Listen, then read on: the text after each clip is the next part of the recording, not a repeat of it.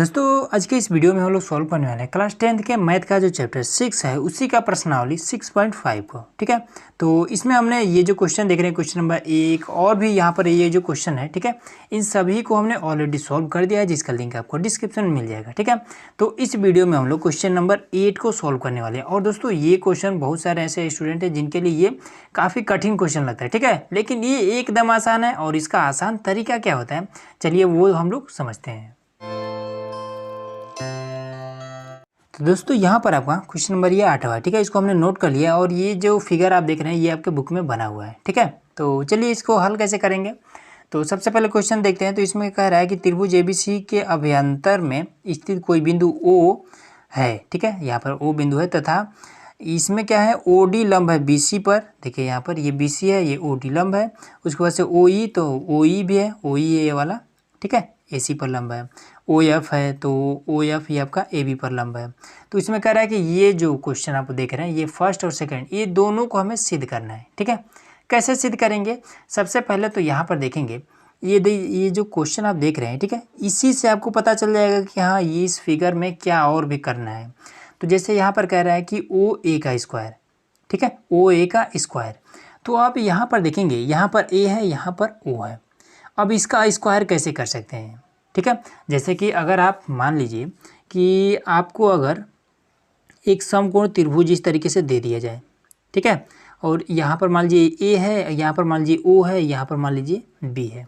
तो इसमें क्या करना, अब इस पर अगर आपको पाइथागोरस प्रमेय को अप्लाई करना है तो आपको क्या करना पड़ेगा। सबसे पहले हमें कर्ण लिखना होता है और सबसे बड़ी भुजा यही वाली है। अगर हम इसको मिलाएंगे तभी ये बनेगा हमारा सबसे बड़ी भुजा। तो आपसे अगर कह दिया जाए इस त्रिभुज पर आप पाइथागोरस प्रमेय को अप्लाई करिए तो आप कैसे करेंगे। तो आप इस तरीके से आपको मिलाएंगे, ठीक है, तभी तो आप लिखेंगे कि ओ ए चाहे ए ओ ए का स्क्वायर बराबर में फिर ये वाला भुजा का स्क्वायर मतलब कि बी ओ का स्क्वायर और प्लस में ए बी का स्क्वायर। तब ये आपका जाके इस तरीके से आपका कंप्लीट होगा। ठीक है, तो सेम यही वाला काम इस पर भी हमें करना है। इसमें हमारा क्या कह रहा है ओ ए का स्क्वायर। तो देखिए ओ यहाँ पर है, ए यहाँ पर है, तो हमें क्या करना, इसको मिलाना पड़ेगा। ठीक है, तो इस तरीके से हम इसको मिलाएंगे। तो ये हमने इसको पहला मिला दिया। अब उसके बाद से कह रहा है ओ बी का स्क्वायर। तो देखिए ओ बी कहाँ है, तो देखिए बी यहाँ पर है, ओ यहाँ पर है, तो हमें इसको मिलाना पड़ेगा। तो इस तरीके से हम इसको मिला देते हैं। ठीक है, उसके बाद से ओ सी का स्क्वायर। तो देखिए ओ यहाँ पर है, सी यहाँ पर है, तो हम इस तरीके से इसको हम मिलाएंगे। ठीक है, अब जाके ये हमारा पूरा का पूरा रेडी हो गया। अब इसके बाद से देखिए एक चीज़ और आपको ध्यान देना पड़ेगा। ओ ए इधर है ना, यहाँ पर देखिए यहाँ पर बराबर लगा हुआ है, तो बराबर से इधर ये आपका पहला आपका है ओ ए। तो बराबर के अब इस साइड देखेंगे पहला कौन है, तो यहाँ पर ये वाला है, तो इधर पहला ये वाला है। तो देखेंगे कौन सा त्रिभुज लेना है, ओ ए और ए एफ जिसमें होगा वही त्रिभुज लेंगे। तो ओ ए और ए एफ मतलब कि ये वाला त्रिभुज लेना है। तो इस पर हम इस तरीके से कट बना देते हैं, ये त्रिभुज हमें लेना है। तो चलिए हम क्या करते हैं साथ ही साथ लेते रहते हैं। तो इसमें क्या करेंगे ओ ए और एफ इस तरीके से लिखेंगे। हाँ सबसे पहले तो इसमें दिया है लिखना पड़ेगा ना, तो चलिए लिख दे रहे हैं दिया है हमें, तो दिया है। ठीक है, एकदम विस्तार रूप से हल करते हैं हम। तो दिया है हमें, लिख देंगे एक त्रिभुज ए बी सी और उसके बाद से ये वाला नोट कर देंगे। लिखेंगे कि त्रिभुज ए बी सी में ओ डी लंब है बी सी पर, ओ डी लंब है बी सी पर, कॉमा ओ ई लंब है ए सी पर। ठीक है, तथा ओ एफ लंब है ए बी पर, ओ एफ लंब है ए बी पर। ठीक है, ये इस तरीके से लिख देंगे। और उसके बाद से बस ये इतना हो गया। और उसके बाद से सिद्ध करना है, तो सिद्ध करना है मैं आपको ये वाला पूरा लिख देना है। ठीक है, तो लिख देंगे कि सिद्ध करना है। तो ये वाला हम नोट कर दे रहे हैं। ठीक है, तो देखिए यहाँ पर हमने इसको नोट कर दिया। ठीक है, तो चलिए अब इसको लिखते हैं। अब इसके बाद से अगला हेडिंग आपको डालना है प्रमाण। ठीक है, तो प्रमाण में क्या करना पड़ेगा, सबसे पहले ये वाला हमने त्रिभुज इसको चूज किया है ना, तो लिखेंगे ओ त्रिभुज ओ ए एफ में, त्रिभुज ओ ए एफ में। ठीक है, तो इसमें देखिए सबसे पहले देखेंगे कि यहाँ पर ये वाला आपका कोण क्या है, ये वाला कोण आपका 90 डिग्री का है। तो इधर ये वाला कोण भी आपका 90 डिग्री का होगा। ठीक है। और इसमें सबसे लंबी भुजा कौन है, यही वाला सबसे लंबी भुजा है, ठीक है। ये तो यहाँ पर 90 डिग्री का मतलब ये तो लंब है आपका, ये सबसे लंबी भुजा है, तो इसी को कर्ण कहते हैं। तो ओ ए का स्क्वायर लिखेंगे सबसे पहले, ओ ए का स्क्वायर बराबर में हो जाएगा ओ एफ का स्क्वायर, तो ओ एफ का स्क्वायर प्लस में यहाँ पर ए एफ का स्क्वायर, तो लिख देंगे कि ए और एफ का स्क्वायर, ठीक है। तो ये आपका हो जाएगा समीकरण एक, इसको कर देंगे और लिख देंगे ये कैसे हुआ है, ये पाइथागोरस प्रमेय से हुआ है, तो लिख देंगे कि पाइथागोरस प्रमेय, ठीक है। ये चीज़ आपको जरूर लिख देना है, ये वाला, ये फॉर्मूला पाइथागोरस प्रमेय से ये तो आया है। अब इसके बाद से देखिए इसमें ओ बी है ना, और तो ये सेकंड वाला है, तो इसमें भी सेकंड वाला बी डी है। तो देखिए ओ बी और डी मतलब कि ये वाला त्रिभुज हमें लेना है, ठीक है। तो इस पर हम कट लगा देते हैं, तो लिखेंगे त्रिभुज ओ बी डी में, तो लिख देंगे कि त्रिभुज ओ बी और डी में इस तरीके से, ठीक है। सबसे बड़ी भुजा यही वाली है, तो लिखेंगे ओ बी का स्क्वायर, तो ओ बी का स्क्वायर बराबर में बी डी का स्क्वायर और ओ डी का स्क्वायर, बी डी का स्क्वायर प्लस में ओ डी का स्क्वायर, ये आपका समीकरण 2 हो जाएगा, ठीक है। अब इसके बाद से देखिए थर्ड नंबर क्या है, ओ सी स्क्वायर, ठीक है। तो इधर थर्ड नंबर क्या है, सी का स्क्वायर, तो देखिए ओ सी स्क्वायर और सी ई, ये वाला मतलब कि इस वाले त्रिभुज को हमें लेना है, तो इसको हम कट कर लेंगे। तो चलिए अब इसको करते हैं त्रिभुज ई ओ सी में, तो लिख देंगे कि त्रिभुज ई ओ सी में, ठीक है। तो इसमें देखिए सबसे लंबी भुजा यही वाली है ना, क्योंकि ये तो आपका लंब हो जाएगा ये वाला, तो लिखेंगे कि ओ सी का स्क्वायर, तो ओ सी का स्क्वायर बराबर में ई ओ का स्क्वायर और ई सी ई का स्क्वायर, तो ई ओ का स्क्वायर प्लस में सी ई का स्क्वायर, ये आपका समीकरण 3 हो जाएगा, ठीक है। अब इसके बाद से देखिए बस एक काम और करना है आपको, इन तीनों समीकरणों को आपको जोड़ देना है, ठीक है। तो लिख देंगे कि समीकरण 1, 2 तथा 3 को जोड़ने पर, ठीक है।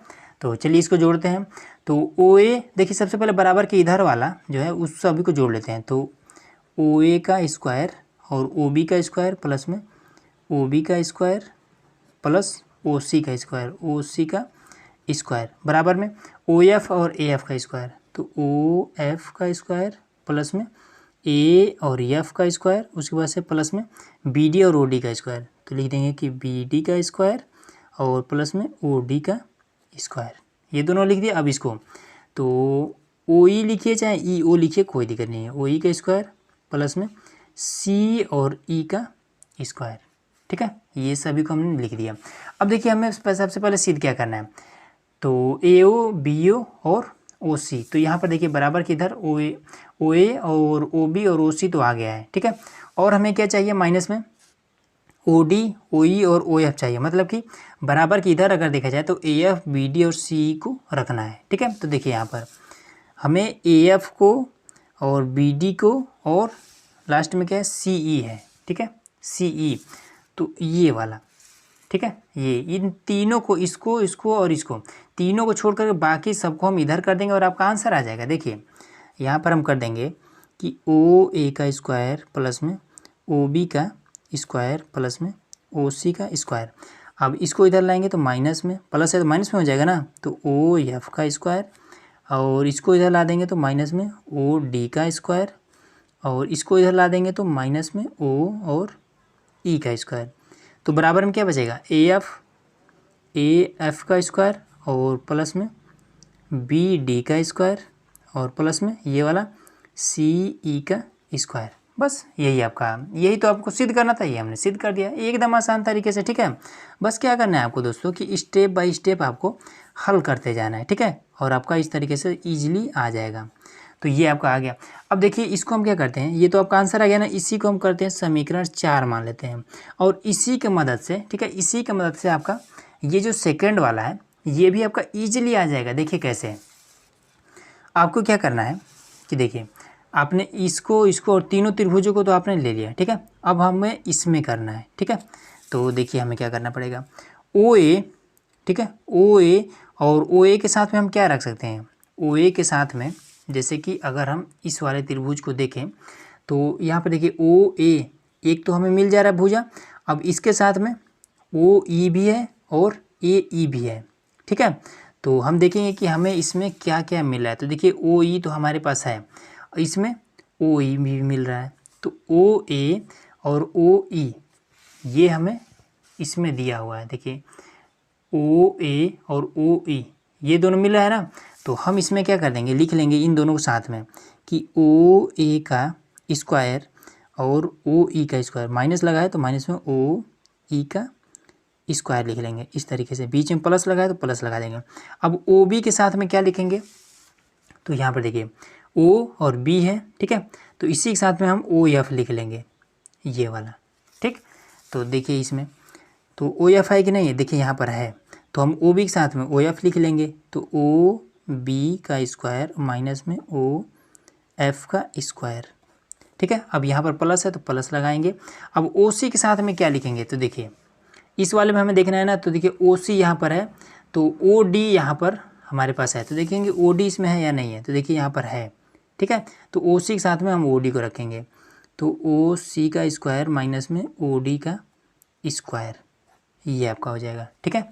तो हमने क्या किया, इसी में से छाँट छाँट करके इस तरीके से हमने बना लिया। अब इसका यूज देखिए कैसे होगा, पहले इसको नोट कर लेते हैं। तो ए एफ का स्क्वायर प्लस में बी डी का स्क्वायर प्लस में सी ई का स्क्वायर, ठीक है, ये चीज़ आपको हो गया। अब इसके बाद से देखिए, और इसके बाद से हाँ आपको अब एक नियम मैं आपको बता देता हूँ। जैसे कि ये वाला आपका एक त्रिभुज बना है, ठीक है, ये ए ओ और ई ये त्रिभुज बना है ना, तो इसको मान लीजिए इस तरीके से हम बना लेते हैं। यहाँ पर ये बना और ये बना, ठीक है। तो इसमें क्या है, ओ ई और ए है, तो ओ ई और ए हमने इस तरीके से बना दिया। अब अगर हम इस पर जब पाइथागोरस प्रमेय लगाएंगे तो ये क्या हो जाएगा, सबसे बड़ी भुजा का स्क्वायर, मतलब कि ओ ए का स्क्वायर करेंगे, फिर इसका हम ओ ए का स्क्वायर बराबर में ओ ई का स्क्वायर करेंगे, ठीक, फिर ए ई का स्क्वायर करेंगे, तो ये आपका प्लस में ए ई का स्क्वायर हो जाएगा, ठीक है। अब दोस्तों अगर हम इसको इधर कर दें तो हमारा क्या बचेगा, इधर बराबर के इधर केवल ये वाला बचेगा, मतलब कि ओ ए का स्क्वायर माइनस में ओ ई को हम इधर कर दिए, ठीक है, तो बराबर में इधर क्या बचा, ए ई का स्क्वायर, यही तो इतना बचा है ना ये वाला।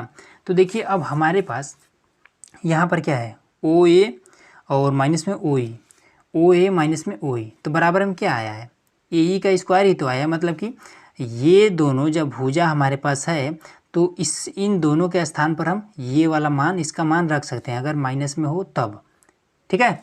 देखिए हमारे पास ये ओ ए है और ओ ई है, तो इसके बराबर में हम ए ई रख सकते हैं, मतलब कि इसके स्थान पर हम ए और ई पुट कर सकते हैं, ठीक है, इतना समझ में आ गया।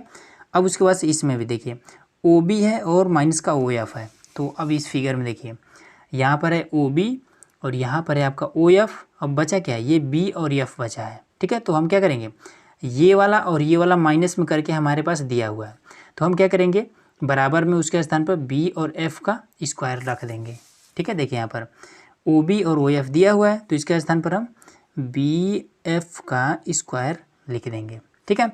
अब इसी तरीके से ओ सी और ओ डी हमारे पास है, तो देखिए ओ सी है और ओ डी है हमारे पास, तो क्या नहीं है, ये वाला नहीं है, तो हम क्या करेंगे, इन दोनों के मान के सामने ये वाला सी डी हम रख देंगे, ठीक है। ओ सी है माइनस का ओ डी है, तो हमारे पास इस चीज़ को रख सकते हैं कि सी डी के स्क्वायर को हम रख सकते हैं, ठीक है।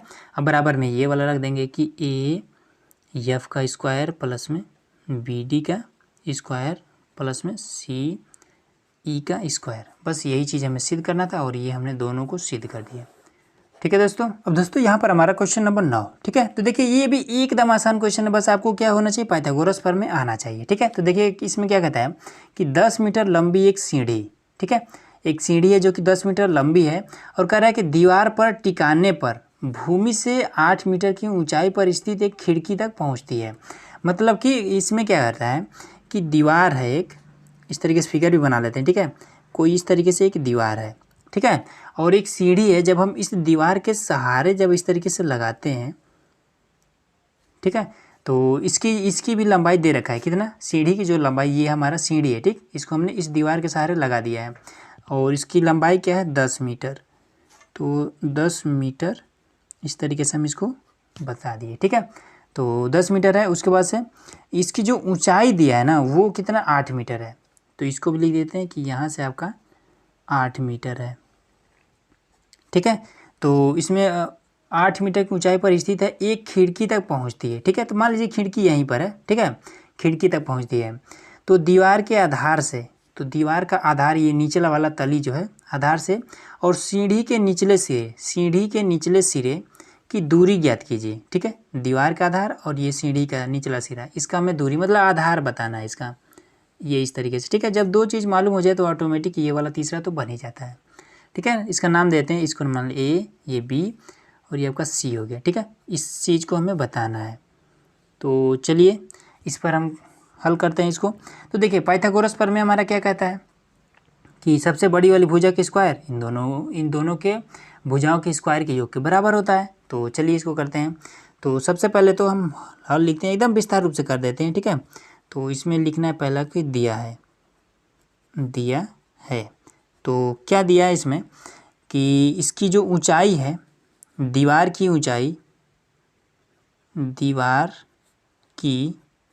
ऊंचाई बराबर में 8 मीटर, ठीक है। और उसके बाद से सीढ़ी की लंबाई लिख देंगे कि सीढ़ी की लंबाई बराबर में कितना है 10 मीटर, ठीक है। और हमें ज्ञात करना है या फिर सिद्ध करना है, सिद्ध तो करना नहीं है, ज्ञात ही करना है। तो ज्ञात क्या करना है, आधार, सीढ़ी, दीवार तथा सीढ़ी का आधार लिख देंगे कि दीवार तथा सीढ़ी के आधार की दूरी, बस ऐसे ही आपको लिख देना है, ठीक है। इसी फिगर से देख कर आपको लिखना है। हो गया इतना। अब इसके बाद से देखिए हमें क्या करना है, लिखना है प्रमाण। विस्तार रूप से अगर लिखेंगे तो इसी तरीके से आपको लिखना पड़ेगा, ठीक है, ये हमें बताना है।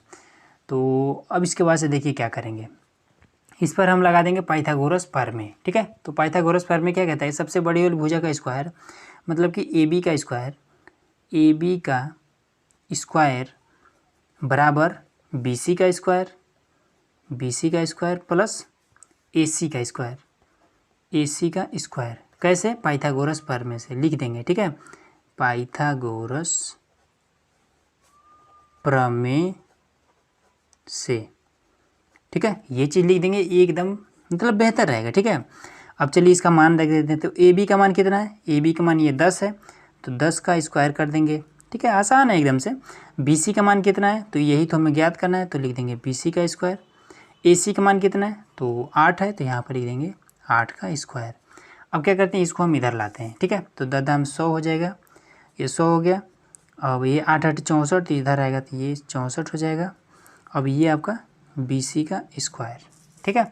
अब इसको हम घटाएंगे तो ये कितना हो जाएगा, ये आपका 36 बचेगा ना, 36 बराबर में बी सी का स्क्वायर। अब स्क्वायर को हम इधर भेज देंगे तो ये आपका रूट में हो जाएगा 36 और ये बी सी से स्क्वायर ख़त्म हो जाएगा, ठीक है। जब ये रूट में करेंगे तो ये स्क्वायर ख़त्म। अब ये 36 जब बाहर निकलेगा 6 के रूप में निकल सकता है ना 36, तो 6 बराबर में बी सी। तो बस सिंपल सा आपका आ गया। तो इसका जो मान आया वो आपका 6 मीटर आ गया, ठीक है दोस्तों। तो यही इसका आंसर हो जाएगा और ज़्यादा कुछ करने की ज़रूरत ही नहीं है, ठीक है दोस्तों। बस दोस्तों आज के वीडियो में बस इतना ही। तो चलिए मिलते हैं इसके अगले पार्ट में, जिसमें हम लोग क्वेश्चन नंबर 10 से लेकर के आगे जितने भी क्वेश्चन होंगे उन सभी को सॉल्व करेंगे, ठीक है। तो आज का वीडियो आप लोग कैसा लगा कमेंट बॉक्स में जरूर बताइएगा। चैनल पर नए हैं सब्सक्राइब जरूर करिएगा।